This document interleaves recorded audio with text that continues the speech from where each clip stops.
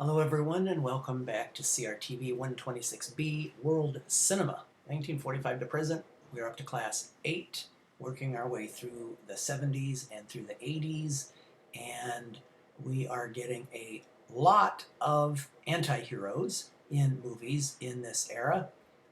All around the world, change is in the air, revolution is in the air, that sort of thing, and we are getting new breeds of actors like Robert De Niro and Jack Nicholson and director and actors like that. And again, new ways of looking at the world. And these kinds of movies are not the kinds of movies that we see so much anymore. Today, if a movie's going to play around the world, it seems like it needs to be of that big blockbuster variety.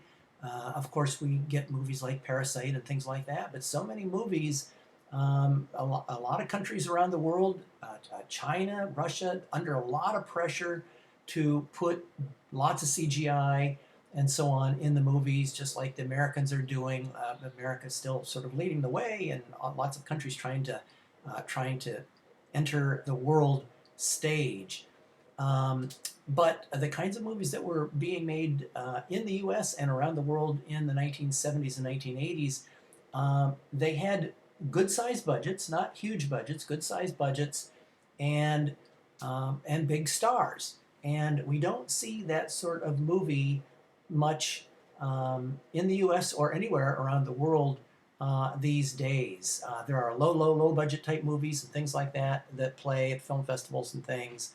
There are the big budget movies, franchise movies, James Bond from Great Britain, and all these other movies from around the world. But a moderately sized budgeted movie, which in the world today would be 60, 70, $80 million movie with big movie stars.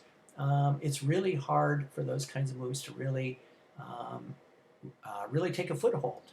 The only one that I can think of lately is Once Upon a Time in Hollywood with Leonardo DiCaprio and Brad Pitt, big stars, a nice budgeted movie. It's not a low budget film festival type movie, and those kinds of movies just aren't being made so much anymore. If you like that kind of movie, then the movies that we're going to talk about today are really of that style.